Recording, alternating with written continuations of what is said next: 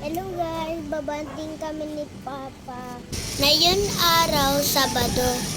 Kaya walang pasok sa school. May sugat po ako sa kaliwang kamay. Kaya puro kanan ang gamit ko sa pagsuntok. Marami pala kami dito sa may third floor ng halaman. May bunga na yan kalamansi. Si Daddy, nagtatanim siya ng mga kalamansi. After ko nag-warm up, heavy bag naman ang sinusuntok ko. Sama ko po si Papa nag-exercise. Pagkatapos kami nag-boxing, susunod namin gagawin ay ang paborito ko. Ang pagsakay sa punching bag. Sobrang saya.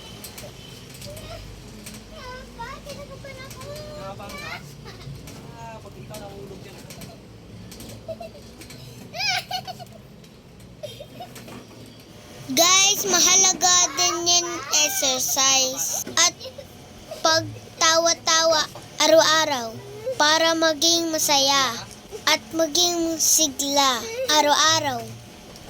Sobrang saya ko guys. Tapos na kami nag-exercise, tapos bababa na kami. Ngayon, pambaba, hahawag na yon sa may bakal. Para hindi mahulog, dapat mag-ingat tayo. Merong aso guys, kaya tinulungan ako ni Papa. Ngayon, papasok na ako sa bahay. At sumayaw ako sa sobrang saya. Magpapahinga muna ako bago maligo.